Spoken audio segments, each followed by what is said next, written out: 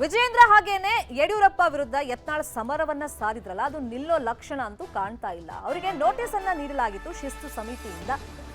Open ಆಗಿ ಹೇಳ್ತಾ ಇದ್ರು, ನಾನು ಅದಕ್ಕೆ ಡೋಂಟ್ ಕೇರ್, ಅದಕ್ಕೆಲ್ಲ ಉತ್ತರ ಕೊಡೋದಿಲ್ಲ ಅಂತ. ಆದ್ರೆ ಉತ್ತರವನ್ನ ಕೊಟ್ಟಿದ್ದಾರೆ. ಯತ್ನಾಳ್ ಕೊಟ್ಟಂತ 12 ಪುಟಗಳ ಉತ್ತರಕ್ಕೆ ಈಗ ಹೈಕಮಾಂಡ್ ನಿಂದ ಬೇಸರವನ್ನ ವ್ಯಕ್ತಪಡಿಸಲಾಗಿದೆಯಂತೆ. ಹಳೇ ಉತ್ತರ ಪೆಂಡಿಂಗ್ ಅನ್ನ ಇಟ್ಟಿದ್ದಾರೆ ಶಿಸ್ತು ಸಮಿತಿಯವರು. 2ನೇ ನೋಟಿಸ್ಗೆ ಕೊಟ್ಟಂತ ಉತ್ತರದಲ್ಲಿ ಹೊಸದೇನು ಇಲ್ಲವಂತೆ. ಯತ್ನಾಳ್ ಟೀಮ್ ನಿಂದ ಅದೇ ರಾಗ, ಅದೇ ಹಾಡು, ಅದೇ ತರ ಉತ್ತರವನ್ನ ಕಳಿಸಿದ್ದಾರೆ. ಒನ್ಸ್ ಅಗೇನ್ ಆ ಉತ್ತರ ಅನ್ನೋಕ್ಕಿಂತ ವಿಜೇಂದ್ರ ಮತ್ತೆ ಯಡಿಯೂರಪ್ಪ ವಿರುದ್ಧ ಕಂಪ್ಲೇಂಟ್ ಅನ್ನ ಕೊಟ್ಟಿದ್ದಾರೆ ನೋಟಿಸ್ಗೆ ಕೊಟ್ಟಿರುವಂತ ಉತ್ತರದಲ್ಲಿ. ಈ ವಿಜೇಂದ್ರಗೆ ಕೌಂಟರ್ ಕೊಡೋದಕ್ಕೆ ಮತ್ತೆ ಇವತ್ತು ರೆಬಲ್ಸ್ ಸಭೆಯನ್ನ ಸೇರ್ತಾ ಇದ್ದಾರೆ.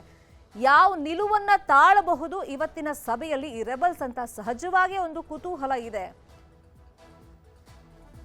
ಅದೇ ವಿಚಾರವಾಗಿ ಇನ್ನಷ್ಟು ಡೀಟೇಲ್ ಆಗಿ ಇನ್ಫಾರ್ಮೇಶನ್ ಅನ್ನು ಕೊಡೋದಕ್ಕೆ ನ್ಯೂಸ್ ರೂಮ್ ಇಂದ ನೇರ ಸಂಪರ್ಕದಲ್ಲಿ ಕನೆಕ್ಟ್ ಆಗಿದ್ದಾರೆ ನಮ್ಮ ರಿಪೋರ್ಟರ್ ಹೆಬ್ಬಾಕ ತಿಮ್ಮೇಗೌಡರು. ತಿಮ್ಮೇಗೌಡ್ರೆ, ಈಗ ನೋಟಿಸ್ಗೆ ಉತ್ತರ ಕೊಟ್ಟಿದ್ದಾರೆ, ಅದು ಉತ್ತರ ಅಂತ ಹೇಳಲ್ಲ, ಅದನ್ನ ದೂರ ಅಂತಾನೆ ಮತ್ತೆ ಕನ್ಸಿಡರ್ ಮಾಡಂಗೆ ಇದೆ ಅದ್ರಲ್ಲಿ 12 ಪುಟದಲ್ಲೂ ಕೂಡ.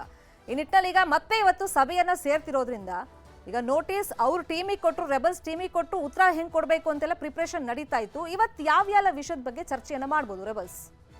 ಯಾವೆಲ್ಲ ವಿಚಾರದ ಬಗ್ಗೆ ಅಂದರೆ ಹೈಕಮಾಂಡ್ಗೆ ಕೊಟ್ಟಿರ್ತಕ್ಕಂಥ ಒಂದು ಉತ್ತರ, ಅಂದರೆ ನೋಟಿಸ್ಗೆ ಕೊಟ್ಟಿರ್ತಕ್ಕಂಥ ಒಂದು ಉತ್ತರ, ಮತ್ತೊಂದು ಕಡೆಗೆ BJP ರಾಜ್ಯಾಧ್ಯಕ್ಷ BY ವಿಜೇಂದ್ರ ವಿರುದ್ಧ ಹೋರಾಟವನ್ನು ಮುಂದುವರಿಸುವಂಥ ಒಂದು ನಿಟ್ಟಿನಲ್ಲಿ. ಯಾಕಂತ ಹೇಳಿದ್ರೆ BJP ರಾಜ್ಯಾಧ್ಯಕ್ಷರಾಗಿ BY ವಿಜೇಂದ್ರ ಮತ್ತೆ ಪುನರಾಯ್ಕೆ ಆಗುವಂಥ, ಪುನರ್ ನೇಮಕವಾಗುವಂಥ ಒಂದು ಎಲ್ಲ ಸಾಧ್ಯತೆಗಳು ದಟ್ಟವಾಗಿರ್ತಕ್ಕಂಥ ಹಿನ್ನೆಲೆಯಲ್ಲಿ ಎಲ್ಲೋ ಒಂದು ಕಡೆಗೆ ತಮ್ಮ ಹೋರಾಟಕ್ಕೆ ಹಿನ್ನಡೆ ಆಗ್ಬೋದು ಅನ್ನುವಂಥ ಒಂದು ಆತಂಕ ಸಹಜವಾಗಿ ಒಂದು ರೆಬಲ್ ನಾಯಕರಿಗೆ ಇದ್ದಂತೆ ಕಾಣಿಸ್ತಾ ಇದೆ.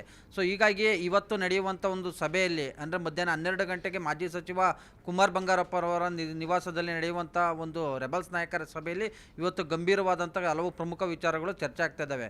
ಯಾಕಂತ ಹೇಳಿದ್ರೆ BJP ರಾಜ್ಯಾಧ್ಯಕ್ಷ BY ವಿಜೇಂದ್ರ ಸೇರಿದಂತೆ ಪಕ್ಷದ ವರಿಷ್ಠ ವಿರುದ್ಧವೇ ಬಹಿರಂಗ ಹೇಳಿಕೆಯನ್ನು ಕೊಟ್ಟಿರ್ತಕ್ಕಂಥ ಹಿನ್ನೆಲೆಯಲ್ಲಿ BJP ಶಿಸ್ತು ಸಮಿತಿಯಿಂದ ನೋಟಿಸನ್ನು ಇಶ್ಯೂ ಮಾಡಲಾಗಿತ್ತು.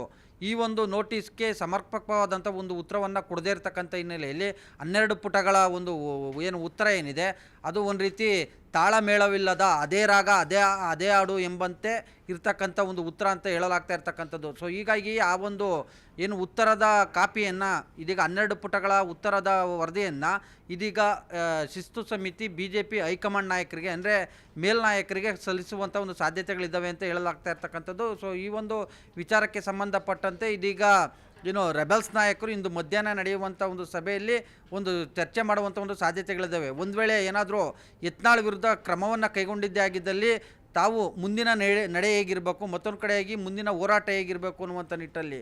ಸೊ ಹೀಗಾಗಿಯೇ ಇಂಥ ಒಂದು ಹಲವು ಪ್ರಮುಖ ವಿಚಾರಗಳನ್ನು ಇಟ್ಕೊಂಡು ಇವತ್ತು ರೆಬಲ್ಸ್ ನಾಯಕರು ಸಭೆಯನ್ನು ಮಾಡ್ತಾ ಇರುವಂಥದ್ದು. Sharmita, fine, thank you Hebbaka ತಿಮ್ಮೇಗೌಡ್ರೆ ತಮ್ಮೆಲ್ಲ ಇನ್ಫಾರ್ಮೇಷನ್ಗೆ.